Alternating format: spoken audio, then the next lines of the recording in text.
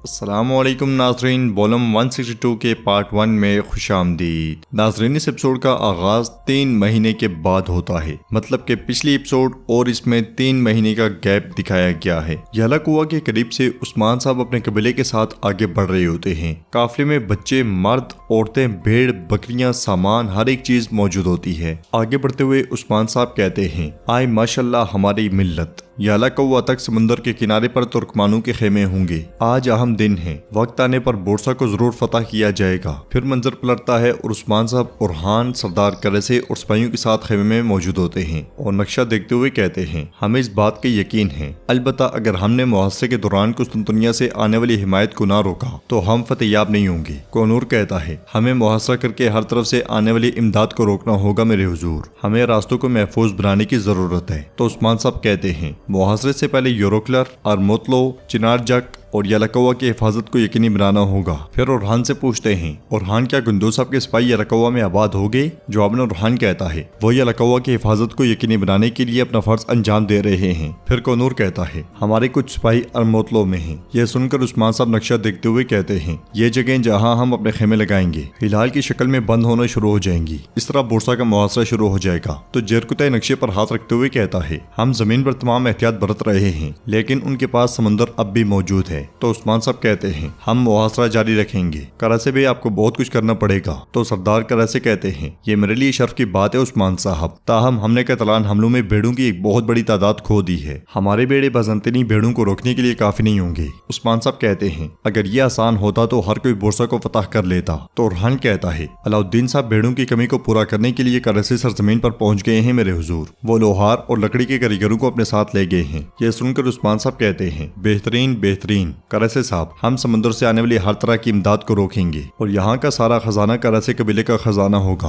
तो सरदार करासे कहते हैं, सलामत रहें उस्मान साहब, सलामत रहें, ख्वाह जमीन हो या समुंदर, तुर्क हमेशा लड़ते हैं। तो उस्मान साहब कहते हैं, बिल्कुल, हम या तो इस मकसद के लिए शहीद होंगे या बोरसा हमारा होगा। ये कहते साथ ही वो खंजर नक्शे में गाड़ देते हैं। नाजरीन, इसके बाद हम देखते हैं कि बोरसा में मामलात जिंदगी रोजमर्रा की तरह जारी और सारी होता है, मगर इसी लम्हे कमांडर सिपाहियों के साथ वहाँ आता है और उसके इशारा करते साथ ही सिपाही दुकानों पर जाकर लूट मार शुरू कर देते हैं। ताजरों को मारते पीटते हैं और सोना ले लेते हैं। ताजिर कहते हैं, सोना नहीं है, हम अपने महसूलात अदा कर रहे हैं। वो नहीं देखते कि ताजिर बूढ़ा है या जवान। लूट मार करते हुए सिपाही उस दुकान पर जाने लगते हैं जहाँ पे उस्मान साहब काम करने आए थे। ताजिर दुकान बंद करने ही लगता है कि सिपाही उसे लात मारकर पीछे धकेल देते हैं। ताजिर इल्तिजा करते हुए कहता है, ऐसे ना करो, हम पहले ही अपनी महसूलात अदा कर रहे हैं, अब हम जंगी महसूलात देने की हालत में नहीं है, बराए करम रहम करो। मगर सिपाही उसे मारते पीटते हैं और सोना खींच लेते हैं। उन्हें जाता हुआ देखकर ताजिर कहता है, तुम्हारी ये नाइंसाफी एक दिन तुम्हारा अंजाम होगी। इसलिए में कमांडर कुस्तांतीन एलेक्सियोस और सिपाहियों के साथ किले में दाखिल होता है। उस्मान साहब के जांबाज हसरियों और तोगाई भी वहीं मौजूद होते हैं। नाइंसाफी और लूटमार के खिलाफ लोग भरपूर एहतजाज करते हैं। ये देखकर एलेक्सियोस कुस्तांतीन से कहता है, बोरसा के लोग जंगी महसूलात से खुश नहीं है कमांडर, अगर हम लोगों की हिमायत खो देंगे तो।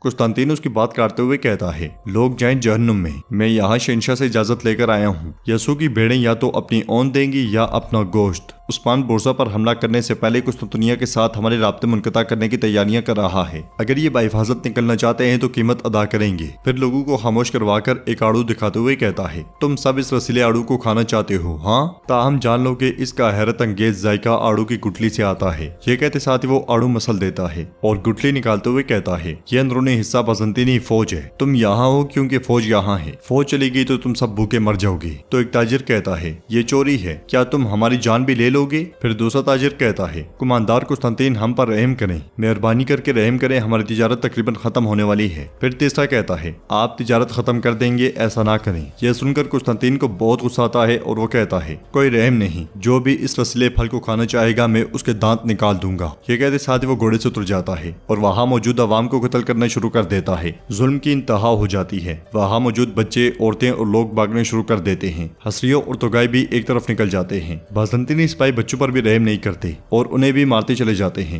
एलेक्सियोस भी लोगों को मारना शुरू कर देता है। वैशी बसंतीनी सिपाही एक बच्चे को मारने के लिए उसके पीछे भागता है, मगर आखिरी लम्हे में तोगाई का फेंका हुआ खंजर उसे जहन्नुम की राह दिखाता है। तोगाई हंसड़ियों के साथ बच्चे के पास आता है और उसे प्यार करते हुए कहता है, डरो मत, अपने घर की तरफ भागो, चलो अपनी माँ के पास जाओ। वो बच्चे को पुरस्कून करता है तो बच्चा भाग जाता है। फिर खड़े होकर कहता है, हमें उस्मान साहब को बताना होगा कि क्या हुआ है। इसके साथ ही वो दोनों आगे बढ़ जाते हैं। जंगल में उस्मान साहब सिपाहियों के साथ घोड़ा दौड़ा रहे होते हैं कि इसी लम्हे एक बजंतीनी सिपाही उनके सामने आता है और कहता है, उस्मान साहब के लिए एक मकतूब है। बुरहान आगे बढ़ता है और खत लेकर उस्मान साहब को देता है। खत पढ़ने के बाद उस्मान साहब कहते हैं, मकतूब कुस्तांतीन पालियोरोगोस की तरफ से है, वो कुत्ता जिसने गुंदूज साहब को मारने का हुक्म दिया। कोहनूर पूछता है, वो क्या चाहता है मेरे हुजूर? जवाब उस्मान साहब कहते हैं, वो कहता है कि ये शहंशाह की तरफ से मकतूब है, वो हमसे मिलना चाहता है, हम भी यही चाहते हैं। बुरहान कहता है, वो हमारे हर कदम को जानते हैं मेरे हुजूर। जवाब उस्मान साहब कहते हैं, हाँ वो जानते हैं, लेकिन वो ये भी जानते हैं कि हम उनके साथ क्या करेंगे। वो अब उसको दावत दे रहे हैं जिसे वो कभी मारना चाहते थे। जरकुताई पूछता है, क्या हम उससे मिलेंगे हुजूर? तो उस्मान साहब कहते हैं, जी हाँ, हम कुस्तांतीन से मिलेंगे। हमें रोकने के लिए वो यकीनन कई चालें चलेगा।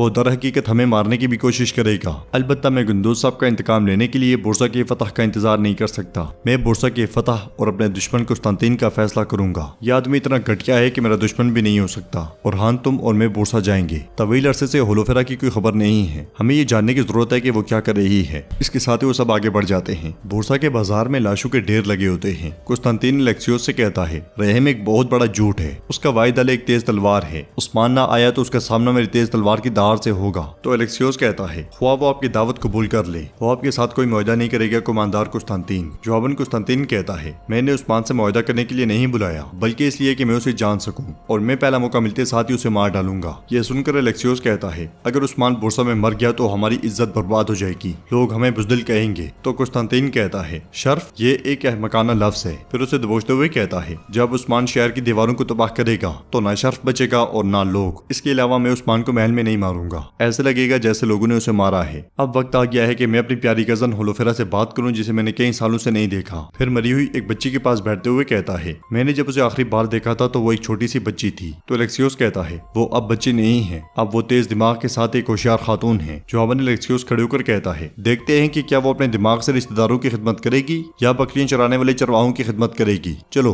उधर हम देखते हैं कि अलाउद्दीन सिपाहियों के साथ एक नदी में मुंह धो रहा होता है। इसलिए में गोंचा उसके पास आती है और कहती है, मदरसे वाले, क्या हम कबीले तक दौड़ लगाएं? अलाउद्दीन कहता है, क्या हुआ, क्या तुम्हें अपना कबीला याद आ रहा है? गोंचा कहती है, हाँ बहुत ज्यादा। यह सुनकर अलाउद्दीन कहता है, तुम्हारी इतला के लिए अर्ज है कि तुम्हें फिर से मेरे घोड़े की मट्टी खानी पड़ेगी। गोंचा हंसते हुए कहती है, मुझे तुम इस बार हरा नहीं सकते अलाउद्दीन। अलाउद्दीन कहता है, चलो देखते हैं चालबाज खातून। इसके साथ ही दोनों आगे बढ़ते हैं और अलाउद्दीन हसन से कहता है, कराची सरजमीन पर जो चीजें चाहिए दूसरे कबाइल से कहो कि वो उन जरूरियात को पूरा करें। अगले मंजर में अलाउद्दीन और गोंचा घोड़ा दौड़ा रहे होते हैं। वो दोनों बहुत ज्यादा खुश दिखाई देते हैं। अलाउद्दीन जानबूझकर पीछे रहता है और गोंचा की जीत के साथ दौड़ इख्तिताम पजीर होती है। वो दोनों घोड़े से उतरते हैं और गोंचा कहती है, जब से शादी हुई है तुम सुस्त हो गई हो। तो अलाउद्दीन कहता है, नहीं ये मसला नहीं है, मैंने सिर्फ अपनी बीवी को जीतने दिया। फिर गोंचा कहती है, ये हमारी आखिरी दौड़ थी। अलाउद्दीन पूछता है, क्यों, ऐसा क्यों है? तो गोंचा कहती है, मैं तुम्हें बताऊंगी लेकिन तुम वादा करोगे चीखोगे नहीं। खुशी की खबर है अलाउद्दीन, मैं अब घोड़े पर सवार नहीं हो सकती। फिर उसे एक रुमाल देते हुए कहती है, हमारा एक बच्चा होगा।